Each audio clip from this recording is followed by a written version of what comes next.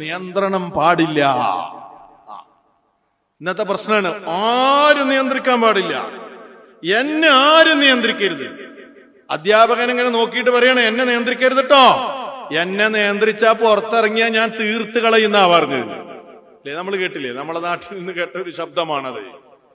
ആര് നിയന്ത്രിക്കും? വാപ്പ നിയന്ത്രിക്കുന്നത് ഇഷ്ടല്ല, ഉമ്മ നിയന്ത്രിക്കുന്നത് ഇഷ്ടല്ല. നിയന്ത്രണം എന്ന വാക്ക് കേട്ടാൽ തന്നെ അലർജിയാണ്. എന്തുമാത്രം വലിയൊരു അപകടമാണെന്ന് ആലോചിച്ച് നോക്ക്. ഞാനും എന്റെ വാപ്പിയും തമ്മിലുള്ള റിലേഷൻഷിപ്പ് അത്ര സുഖല്ല. എന്തേ? ഞങ്ങൾ തമ്മിലൊരു ടോക്സിക് റിലേഷൻഷിപ്പാണ്. അത് വാപ്പവൻ ചെയ്യുന്ന പണി ചെയ്യരുത് എന്ന് പറയും, പാടില്ല എന്ന് പറഞ്ഞ് ചൂടാവും, ചിലപ്പോ ഒന്ന് ദേഷ്യപ്പെടും. വാപ്പ ചൂടായാൽ ഞാനും എന്റെ ഉപ്പയും തമ്മിലുള്ള ബന്ധം അത്ര നല്ലതല്ല. എന്നിട്ട് ആ ഒരു റിലേഷൻഷിപ്പിന് അല്ലെങ്കിൽ വാപ്പയുടെ ആ ഒരു സമീപനത്തെ മോശമായി ചിത്രീകരിക്കുന്ന പുതുതലമുറ. നിയന്ത്രണമില്ലാതെ ആർക്കെങ്കിലും ഇവിടെ ജീവിക്കാൻ കഴിയൂ?